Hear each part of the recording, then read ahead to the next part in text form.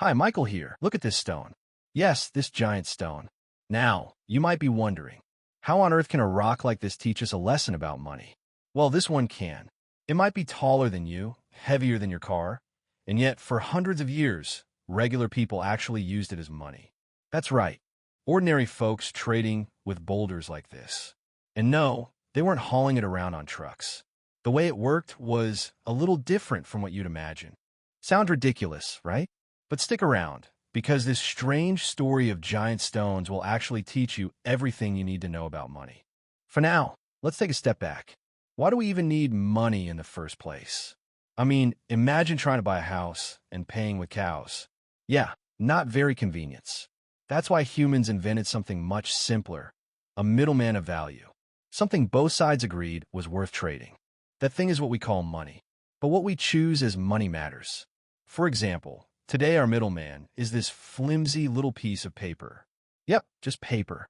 And sure, it works, but history is full of times when paper money was corrupted, printed too much, and lost people's trust. So, if money is just a middleman, could it be this stone? Well, for the people of Yap Island, the answer was yes. And to see why, let's travel back in time. You see, you're standing on a beautiful tropical beach. And no, this isn't your vacation. This is Yap Island, hundreds of years ago. The waves are rolling in, the sun is blazing, and the villagers are gathering. Everyone's waiting for something. Out on the horizon, a canoe slowly approaching, carrying what looks like a massive stone wheel. This is a rice stone, and believe it or not, it's about to become money, which means someone is about to claim it, and yes, buy something with it. Now, here's the thing. These stones weren't just lying around on Yap Island. They had to be carved out of limestone on other islands, sometimes hundreds of miles away. Then brave sailors had to haul those super heavy stone across the open ocean on wooden canoes. Storms, waves, and danger at every turn. Sometimes people didn't even survive the journey. So when a stone finally arrived safely on Yap, it wasn't just a rock. It was proof of effort, risk, and sacrifice. And that's our first big lesson about money. Value doesn't just come from the thing itself. It comes from the scarcity and the effort it takes to create and secure it. That's true for gold. It's true for Bitcoin. And it was true for these giant stones. Now compare that to government money, what we call fiat. Technically, governments can print as much of it as they want. Unlimited. But here's the trick.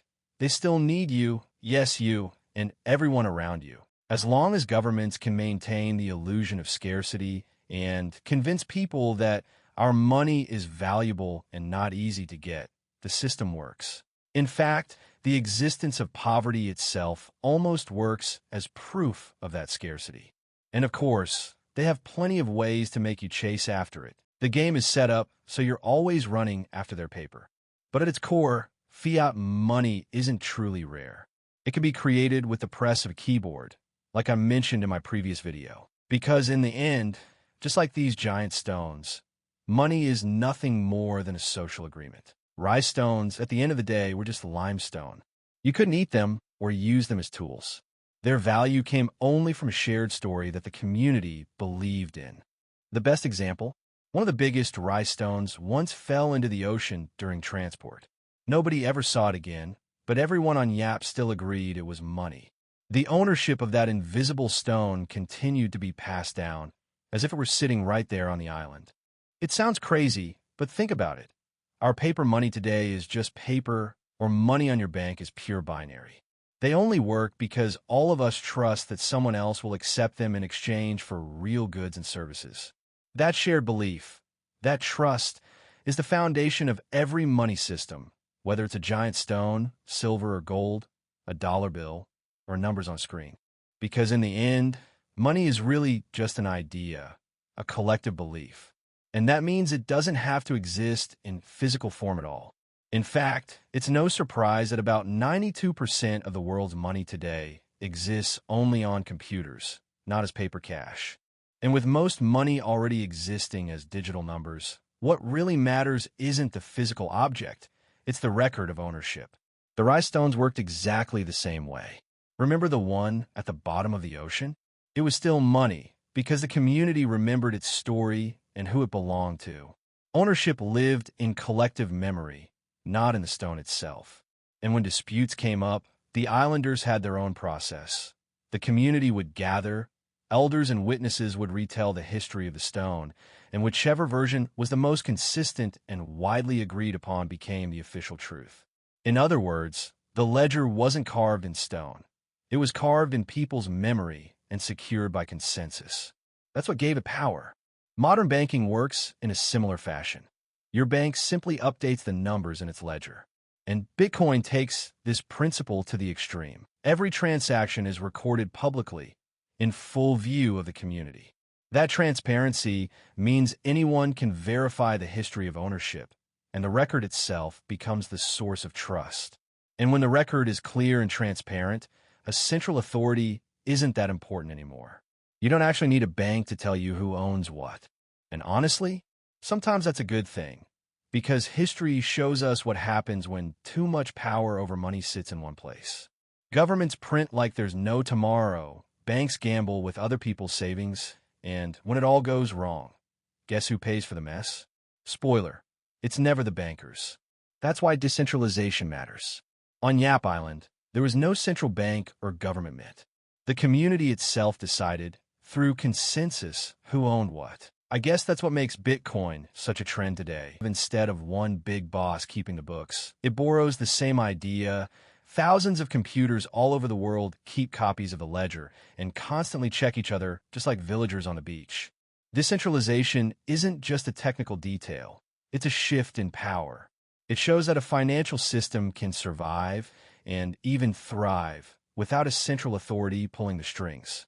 Just like the rhinestones, it's consensus, not control, that makes it work. But then, knock knock, it's the outside world.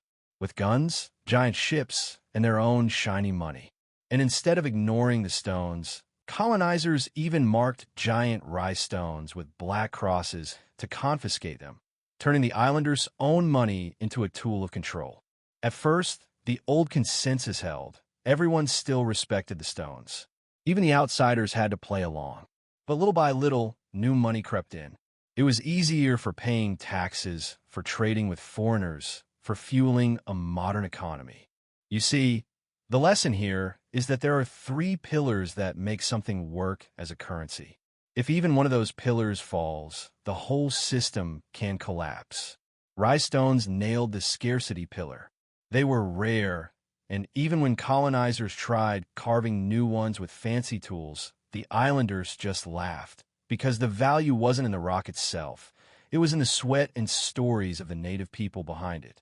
But money also needs to be widely accepted and convenient.